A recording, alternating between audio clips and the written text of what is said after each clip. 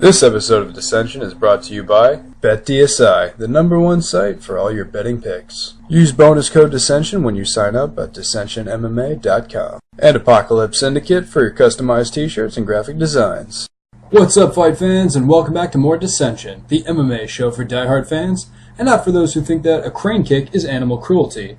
As always, I'm your host, Ryan Fight Freak Polite, the man who hates guillotines almost as much as Michael Kuiper. With UFC Fight Night 32 on the horizon, we have our full card predictions, so let's get to them. Getting the preliminaries out of the way, I'm picking Sacilia, Omari, Akhmedov, Thiago Tavares, Daron Cruickshank, and Jose Tome.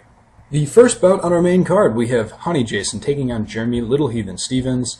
Stevens is most likely going to want to stand and throw heavy punches in this fight, and Honey Jason is always happy to oblige. He's done so with Sacilia, he's done so with Pepey Castro, with success I might add. But he's a black belt in Brazilian Jiu-Jitsu, which tends to be Jeremy Stevens' weakness.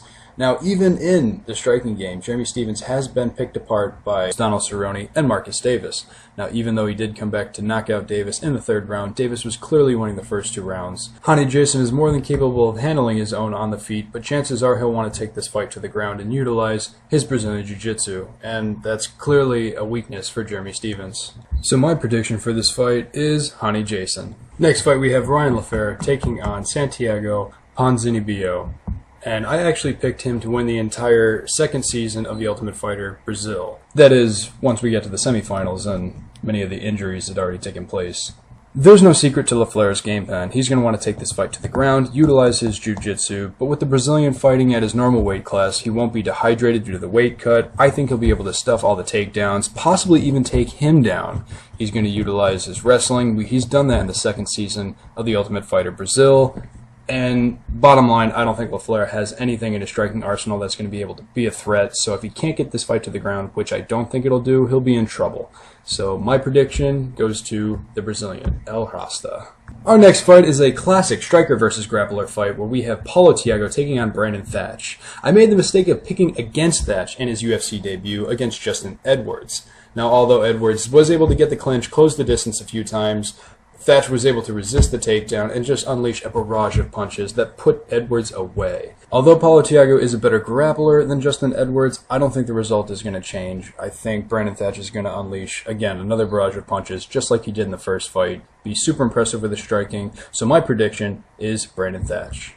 Does anybody feel the need for me to even break down the next fight with Rafael taking on Igor Pokrajac?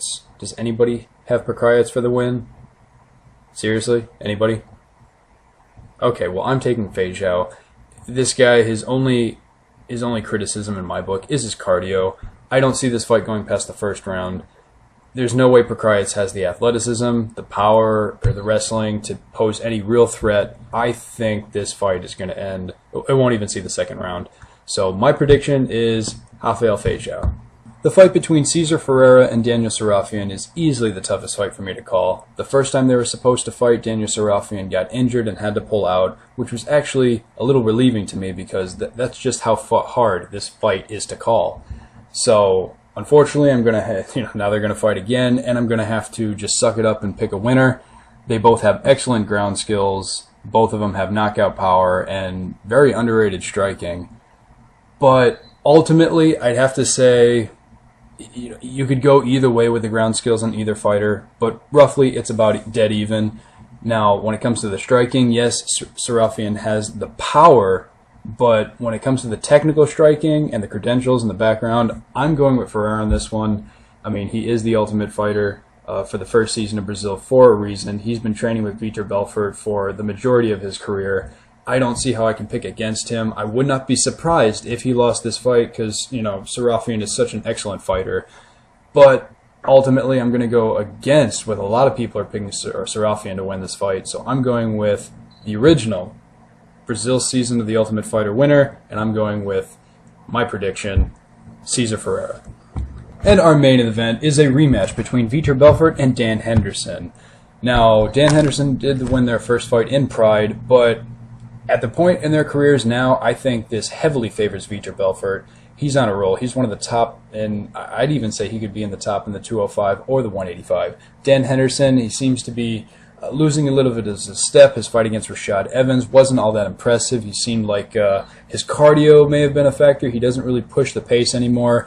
And I think Vitor Belfort has enough energy, he has enough strength and technique to, not worry about the takedowns. And all he's got to really worry about is his big right hand. And I don't see anybody landing that perfectly on Vitor Belfort at this stage in his career. He's looking excellent. And no TRT comments. They've both been known to be on TRT on and off. So, I'm not even going to bring that up.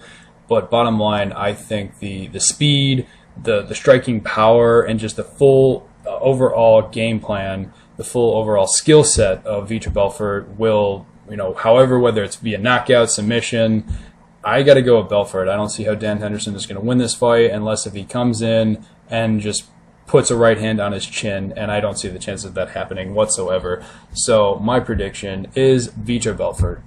That concludes our full card predictions for UFC Fight Night 32. Leave any questions you have below, any inquiries about our super fight, any comments or requests for super fights, as well as requests for celebrity lookalikes if you have any suggestions for those as well.